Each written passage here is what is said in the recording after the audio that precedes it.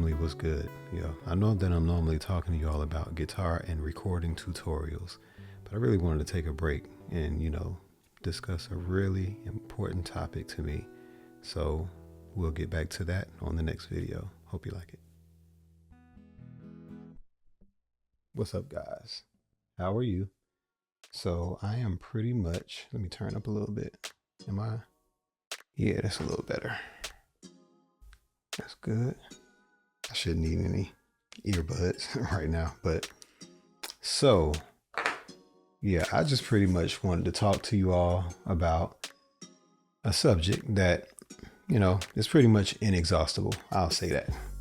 So I want to talk about 3 reasons, just 3, not all. This isn't all the reasons, but 3 reasons why you don't feel creative. Okay. So I really want to go over that because I believe that there are just some misconceptions around creativity. These are just things that aren't true. They're just not true. I believe that everybody's creative. I have a slight argument with that. Okay. And I would just say that, like, as an artist and a musician, people could easily say, well, Kashif, you're an artist and musician. Of course you feel like all people are creative. Well, again, let me just argue my point. Okay. And excuse my daughters. They're like downstairs playing, so you might hear them. Anyhow, the very first reason that I want to get into is that things happen to us in life, everybody. And whatever happens on a daily basis can oftentimes determine whether or not we continue to do a thing or we stop doing a thing. Whatever it is, it kind of doesn't matter what it is, to be quite honest with you. It could be anything. For example, you could be walking down the street. You're walking and you pass a property that has a dog on that property, and the dog barks. Okay. And the dog approaches you, looking as though the dog is gonna like jump the fence. Well, it's easy for you to think, you know what? And whether this is like fight or flight, whatever, but it's easy for you to think, you know what? I'm never gonna go down this street again. And if I do go down this street, if I'm passing this house, I'm gonna cross the street while I'm passing this house on the other side. So you're gonna log something in your mind that is basically like an imprint that will protect you the next time. And you know what? Sometimes that is good. Sometimes that's okay. All right. And I don't feel like that's okay all the time. All right. But excuse me. That's not good all the time though. Sometimes things happen to us and we want to protect ourselves the next time a thing happens, but it's not all the time something that you should be protecting yourself from. An example is this. Let's say, for example, you are doing a project, okay, some sort of knitting project. And let's say it doesn't turn out all that well, but you start to share it with people. And the people that you're sharing it with, maybe they say, you know what, you didn't do that good of a job on that. You need to stick to whatever, stick to being a lawyer or whatever. And it's like, oh, now for some people that would actually say, you know what, I'm going to prove them wrong. But for others, they may say, you know what, you're right. I'm going to stick to what I know. And a lot of times when that happens, we vow to ourselves that, you know what, I'm not going to embarrass myself. So I'm just going to put this away. So a lot of times something happened either as a child or just earlier in our lives, just on our journey, that actually discouraged us from making creative attempts. So it doesn't mean that you have to do the knitting project again. It doesn't mean that. It just means that maybe don't try knitting, but that doesn't mean stop being creative. And being creative is not limited to doing artsy projects. Okay, that's not what being creative is. You can be creative at doing anything. Whatever we use our imaginations to do involves creativity. Whatever that is cooking, being a policeman, being a lawyer, being a doctor. All those things require using your imagination. Okay, so again, I'm a guitar player. You all see the stuff all over my YouTube page. And my main goal is to inspire creativity. There are many of us who are 9 to 5 workers, or we have a job, okay? And that job becomes so mundane that a lot of times we forget that we're creative. Some jobs may require you to be creative, and sometimes you're being creative and you don't realize it, okay? But anytime you're being given an objective to do and you're not having to actually problem solve on your own, or you're not having to come up with the objectives yourself, sometimes that can exhaust your creativity. It can leave your creativity uh, basically to be inactive, okay? Especially if it's something that you're doing for someone else. You're supporting someone else's vision, all right?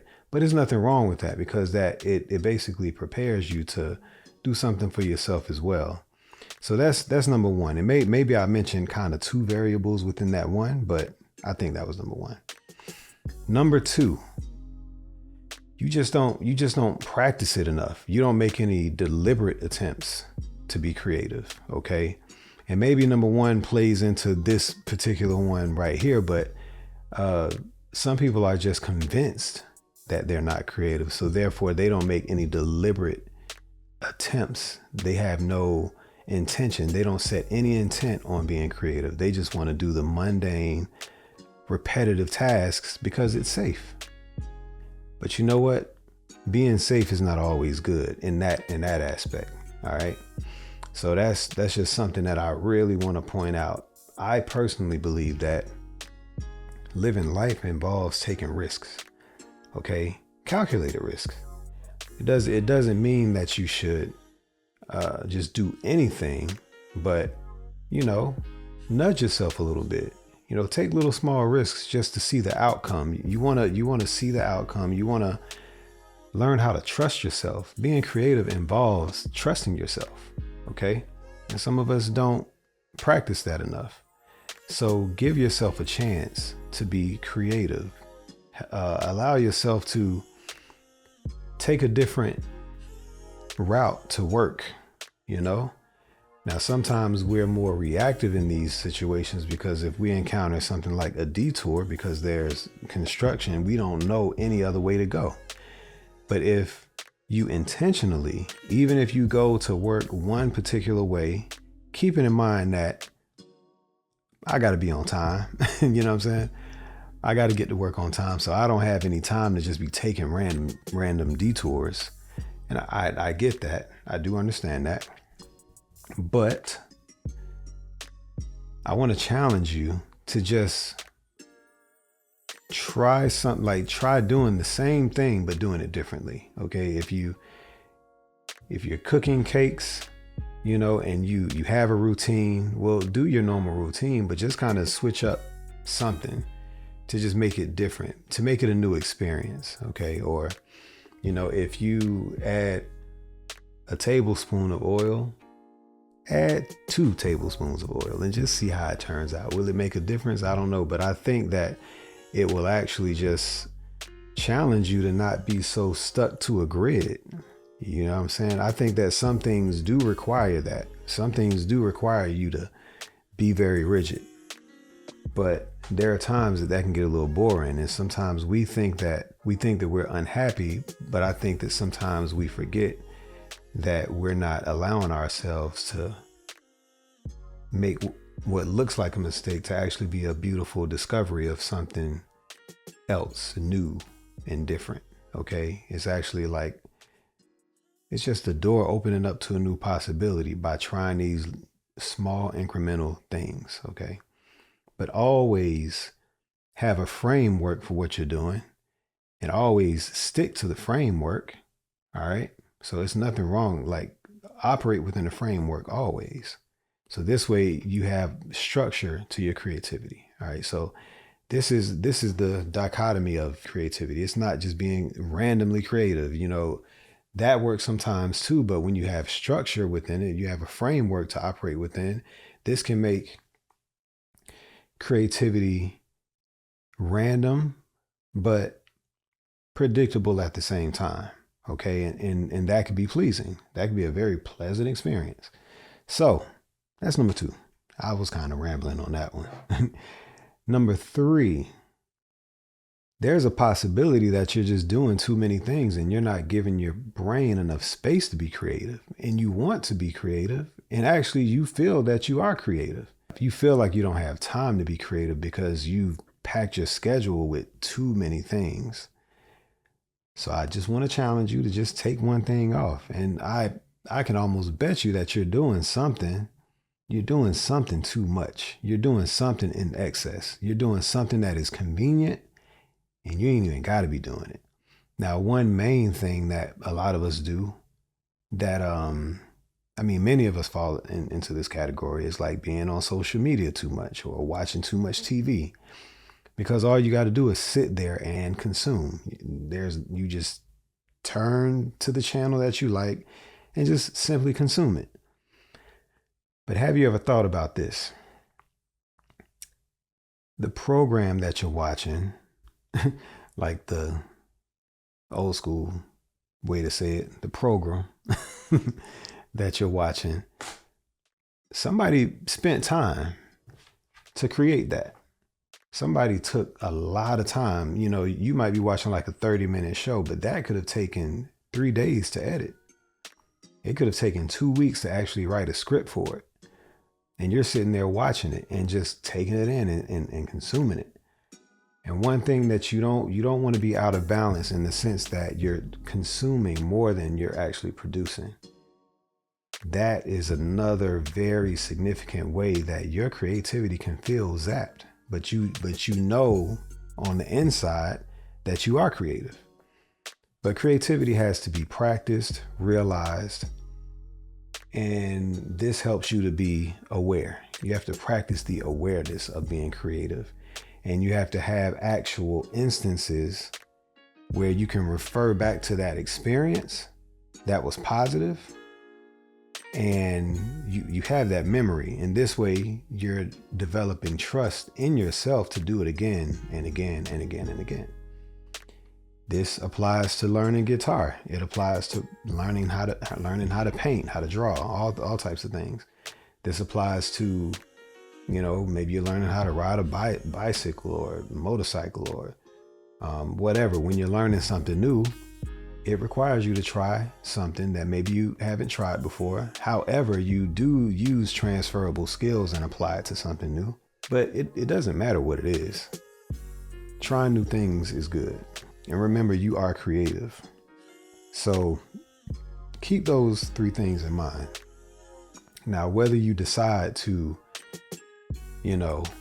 binge on my channel or some other guitar instructors' channels, whoever works well for you, just keep in mind, like, be open, figure out what works best for you, ask questions.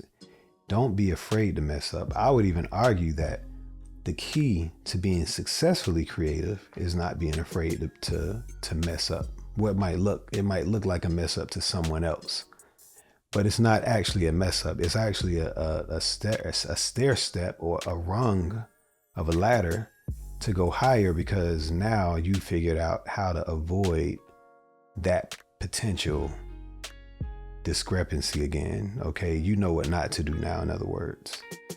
So I just wanted to share that, don't ever feel like just because you didn't do something successful in someone else's eyes that it's not successful to you. You just simply know what to avoid while making that same attempt again. So I think that is all I will share. And I'm going to go and record some more guitar instruction stuff. All right. And hopefully the things that I record actually inspires creativity, and it helps to get that wheel turning and you start to feel creative. Okay. So that's my main aim. I love you all. God loves you. Just keep that in mind. You are creative. All right. Peace.